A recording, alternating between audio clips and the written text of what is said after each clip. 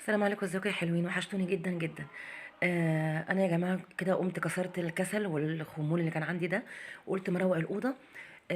بس طبعا الترويقه النهارده غير اي ترويقه يا جماعه، هي الاوضه كانت على بعضها كده. بمعنى الكلمه، بالمعنى الحرفي للكلمه. انا الحمد لله ولادي اخواتي عندنا واختي وكده، واخواتي يعني مش اخت واحده الحمد لله، بس ما شاء الله ما شاء الله يعني. مظبطين الشقه كلها، فانا اللي قدرت عليه بصراحه ان انا اقوم اعمل اوضتي بس. الاوضه استفزتني بشكل فظيع. طبعا بيطلعوا المكياج بتاعي ويعملوا ميك اب كامل ومش عارفه ايه، ويمسحوا ويحطوا تاني والكلام ده كله. فطبعا شفتوا التسريحه قبل كده معايا، انا كنت بروقها ازاي. التسريحه النهارده مختلفه تماما، يعني أنا لقيت ان انا ما ينفعش ان انا اروقها كده عادي، او مثلا امسحها وبعد ما اروقها والكلام ده. لا، شلت كل حاجه من عليها الاول، وزي ما انتم شايفين كده، وقلت بقى ايه انضفها تنظيفه حلوه. شلت كل حاجه حرفيا، يعني ما كانش ينفع ان انا امسحها المسحه العاديه او اروقها الترويقه العاديه نهائي. فالحمد لله كده خلاص شلت كل حاجه. انا مسرعه طبعا الفيديو يا جماعه عشان ما تزهقوش برضو، وان يبقى ايه الحاجه بسرعه قدامكم. الاول بشيل كل حاجه الاول كده ايه. المناديل والودانات والكلام ده اللي بيستعملوها طبعا، لان هم بيحطوا ميك اب اصلا احسن مما انا بحطه، بيظبطوه جدا جدا. المهم يعني رحت جبت ليفه وعليها صابون سائل، وجبت فوطه مطبخ، وزي ما انتم شايفين كده حرفيا بصبنها، يعني مش بمسحها، لا من الاول كده عملتها كده. و- وبعد ما خلصتها مسحتها بفوطه المطبخ مسحه حلوه طبعا، ونشفيها، حاولوا تنشفوا اي حاجه يا جماعه، بالذات الخشب والحاجات دي كويس لانها مش بتحب الميه. طبعا في بقع في بلاشر وقع وللاسف مبقع. حتى جبت كلور على على الليفه، ما برضو ما اثرتش فيه. فطبعا هو محتاج كده مثلا اعمله مره اتنين تلاته على ما يتشال. وبلاشر يا جماعه، يعني بلاشر باودر كمان، مش عارفه ايه ده. ماسك المفرش ماسكه جامده. قلت مش مشكله، المهم ان انا مرتاحه وحاسه ان الحاجه نظيفه فعلا، حاسه ان الحاجه نظيفه جدا جدا الحمد لله. وشلت المفرش من تحت برضو، عملت من تحته لو نازل اي باودر او اي حاجه، كده احنا نبقى في الامان بصراحه.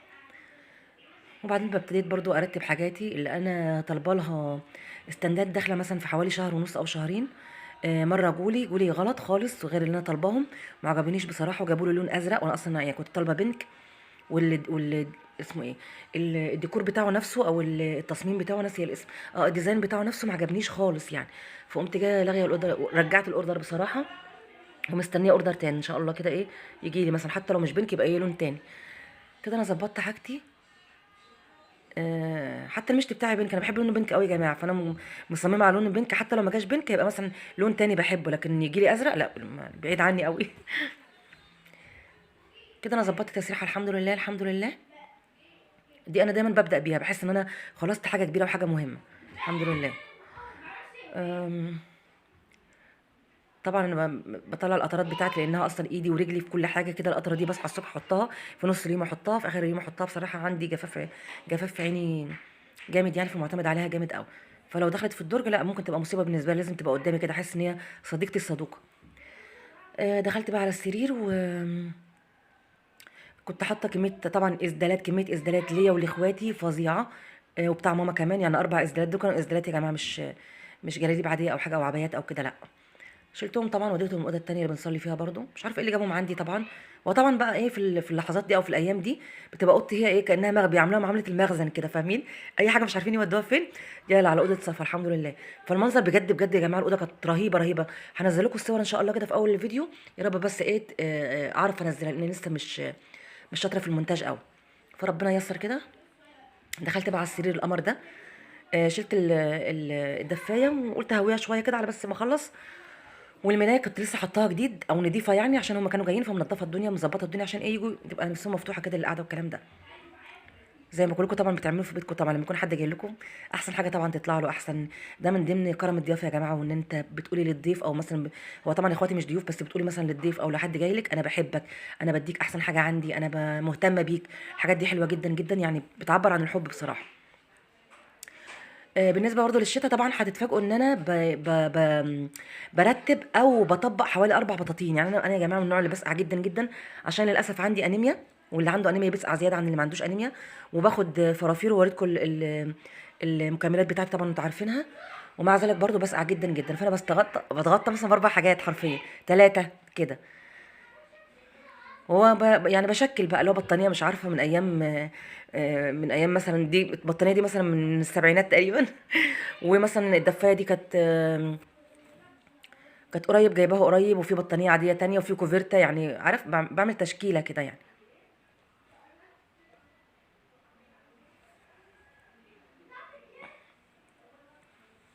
جماعه المفروض الفيديو ده كنت اقول لكم ان هو ترويقه رمضان والله، بس ايه، بس ما ينفعش اقول كده يعني. انا الاوضه فعلا نفضتها مش نضفتها، لا التنفيضه يا جماعه. هتشوفوا دلوقتي نفضتها بشكل حلو. حتى الحاجات اللي هي الاطباق والحلل والحاجات اللي هي الاطقم اللي جنب السرير دي، ظبطت الدنيا فيها خالص، هتشوفوه دلوقتي. ف وجبت اي حاجه بقى يعني تراب من جوه اي حاجه من فوق السرير، الكلام ده كله جبته، لان بصراحه ايه انا اعتبرتها ترويقه رمضان. ولكن ما اقدرش اقول كده دلوقتي، لان على ما يجي رمضان اكون يعني روقتها 3 4 10 مرات اصلا. فممكن نقول ايه تنفيضه رمضان، نص تنفيضه رمضان او نص ترويقه رمضان.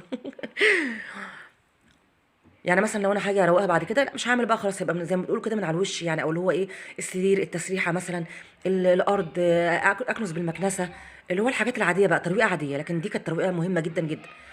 رحت جبت البطانيه الثالثه اهو. دي الاساسيه بتاعتي، دي حبيبتي اصلا يعني الحمد لله. اه كده بطبقها. وعلى فكره يا جماعه انا كنت بروق والله العظيم الكلام ده كله اصلا يعني بالليل. الجنونه بقى جات لي بالليل ان هو لازم اعمل، مش هنام وهي الاوضه عامله كده. وقمت طبقت كل حاجه وانا عارفه ان انا هنام كمان ساعه او ساعتين بالكتير يعني. عشان لا مش هقدر اقعد في المنظر ده ابدا ابدا ابدا. الحمد لله خلصت اهو. دي كلها يا جماعه حاجات كلها انا بتغطى بيها، وانا واولاد اخواتي اللي بيناموا جنبي الحمد لله يعني. كده خلصت السرير، نخش بقى على الارض والقمر بقى. بصوا يا جماعه الحلاوه يا جماعه. هنرجع تاني لموضوع الاسدالات برضو. انا بس كنت شلتهم من على السرير، حطيتهم على الارض كده على موديهم الاوضه التانيه. اسدالات بقى وشنطهم، زي ما انتم شايفين اهو، الشنط اللي هم جايين بيها من بلدهم. البندانات بتاعتي طالعه، الفوط واقعه، المشيات متشاله، يعني حاجات غريبه، حاجات غريبه. الطرح طبعا انتوا عارفين انا ايه. انا طلعت طرحه اهوت مثلا، مثلا يعني الجرس ضرب او كده، فادور على طرحه تانية عشان اخرج بيها البلكونه. بعد كده تضيع مني، الجرس يضرب تاني او اي حد يجي فاشوف طرحه تالتة. فانا طول الوقت يا جماعه بحارب مع الطرح بتاعتي والله، لما زهقت بصراحه.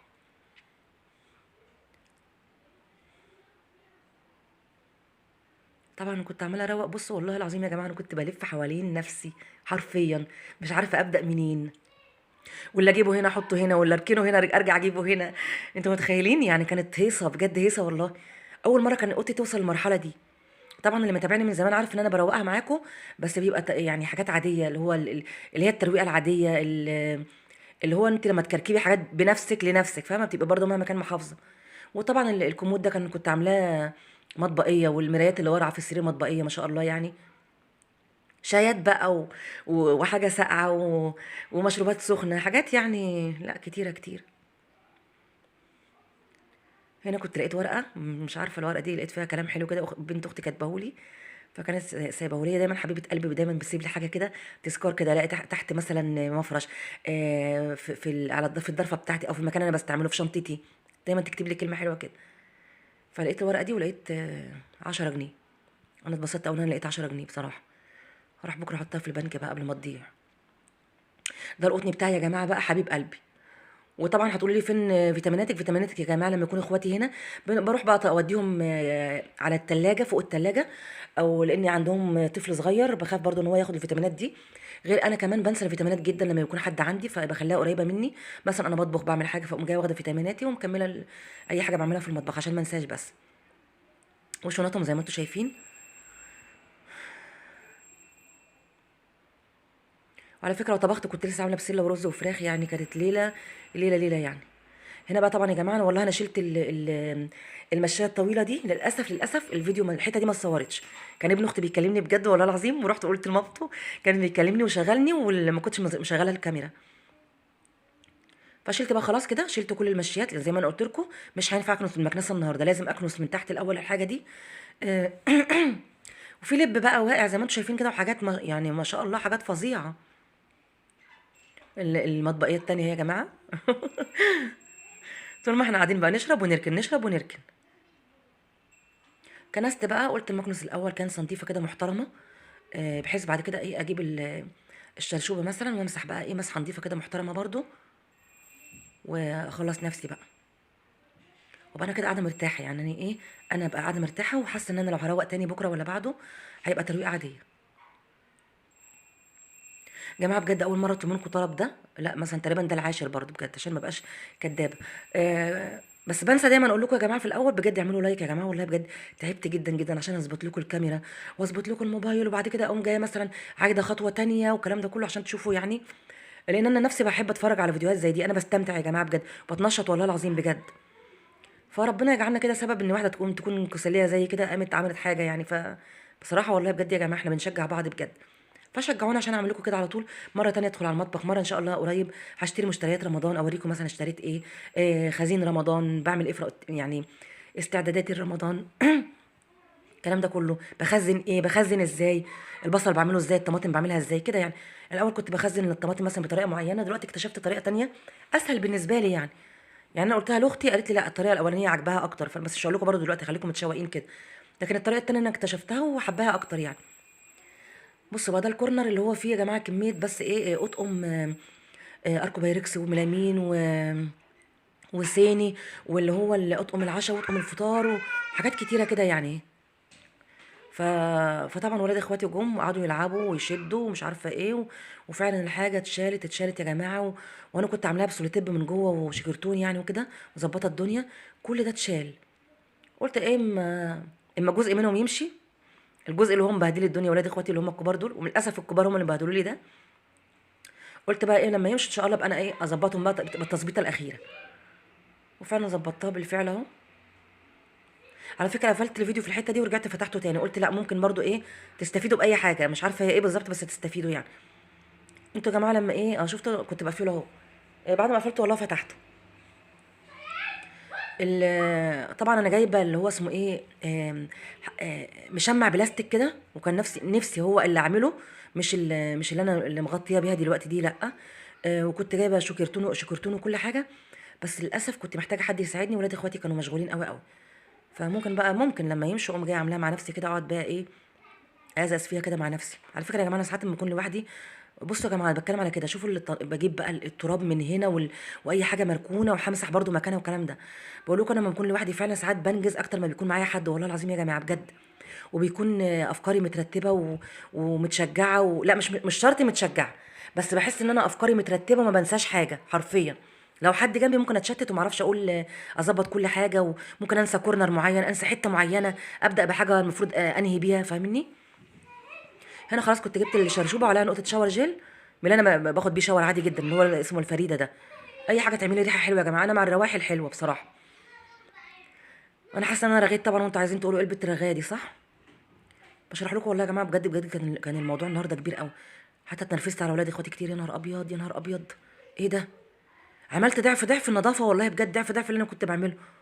وهنا برضو الترابيزه كانت في ذمه الله برضو والتلفزيون حبيب قلبي. طبعا يا جماعه انتوا عارفين انا عندي شاشه تانية عشان ما حدش يقول انت جايه من ايام الهكسوس ماشي. الهكسوس ولا التتار لا.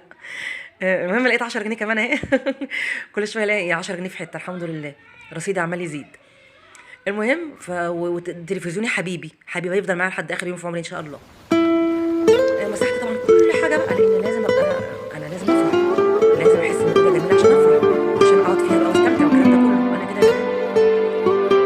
دي كنت شلتها يا جماعه، نسيت اقول لكم انا كنت شلتها وحطيتها في البلكونه